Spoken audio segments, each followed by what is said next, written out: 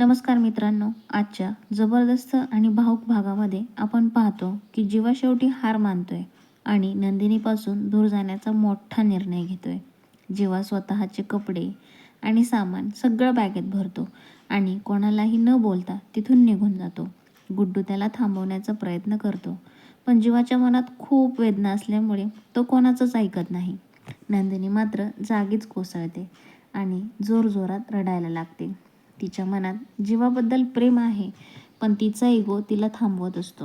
दुसरीकडे देशमुखांच्या घरात सगळे नाश्ता करत असतात. पार्थ सतत काव्याकडे पाहत असतो आणि हे पाहून रम्याला खूप राग येतो. काव्या मात्र मुद्दाम पार्थला इग्नोर करते. तेवढ्यात सिक्युरिटी गार्डचा फोन येतो की जीवा घरी आला आहे. सगळ्यांना मोठा धक्का बसतो. जीवा दाराशी उभा राहतो, पण एकटाच आलेला असतो. नंदिनी कुठे आहे असं सगळेजण विचारतात. तेव्हा जीवा थंडपणे म्हणतो की त्याला नंदिनी माहीतच नाही आहे. हे ऐकून सगळे चकित होतात. जीवा घरात येतो आणि सगळ्यांसमोर आपली मनातली खदखद व्यक्त करतो. तो सांगतो की नंदिनीला मनवण्यासाठी तो किती प्रयत्न करत होता, पण तिच्या मनातील अविश्वास आणि अहंकारामुळे तिने त्याला स्वीकारलंच नाही.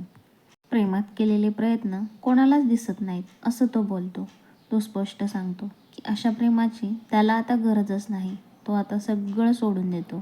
त्यानंतर जीवा आपल्या खोलीत जातो आणि जुन्या आठवणींमध्ये हरवतो. नंदिनीची आठवण येऊन तो पुन्हा भावुक व्हायला लागतो.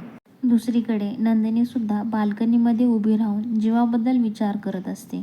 तिला स्वतःची चूक जाणवायला लागते आणि ती जोरजोरात रडायलाही लागते. दोघेही वेगवेगळ्या ठिकाणी असूनही एकाच वेळी एकमेकांची आठवण काढत आहेत. नंदिनीला गार्डनमध्ये जीवा दिसतोय. त्याने केलेले प्रयत्न दिसत आहेत. त्याने मागितलेली माफी दिसतीये.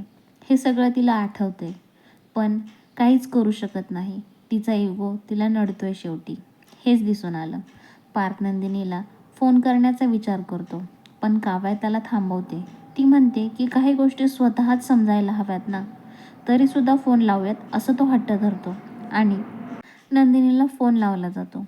नंदिनी सगळं सांगते की काय झालं होतं आणि तिला काहीच नीट आठवत नसतं तेही ती सांगते. जेव्हा गुड्डूशी फोनवर बोलतो आणि सांगतो की दारूची नशा उतरते, पण अविश्वासाची नशा कधीच उतरत नाही.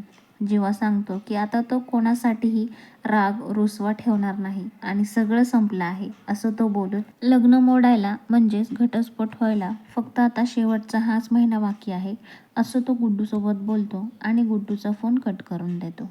आणि त्यानंतर आपण पाहतो पुढे की काव्या जीवाला धीर देते आणि सांगते की हार मानू नकोस, एक दिवस सगळं ठीक होईल. पार्थ मात्र हे सगळं पाहत असतो आणि नंदिनीला समजावण्याचाही निर्णय घेतो.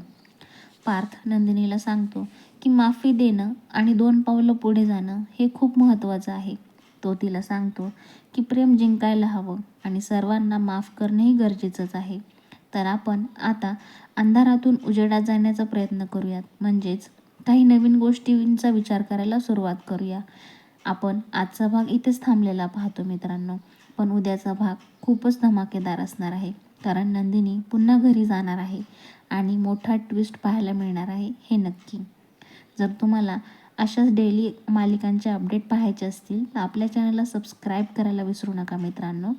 चॅनलवरती नवीन असाल तर तुमचं मत कमेंटमध्ये नक्की कळवा. तुम्ही तुमच्या आयुष्यातला अनमोल वेळ देऊन ह्या रिव्ह्यू चॅनलवरचा हा व्हिडिओ पाहिलात त्यासाठी मी तुमची मनापासून आभारी आहे. भेटूयात आपण पुढच्या भागामध्ये. तोपर्यंत नमस्कार मित्रांनो.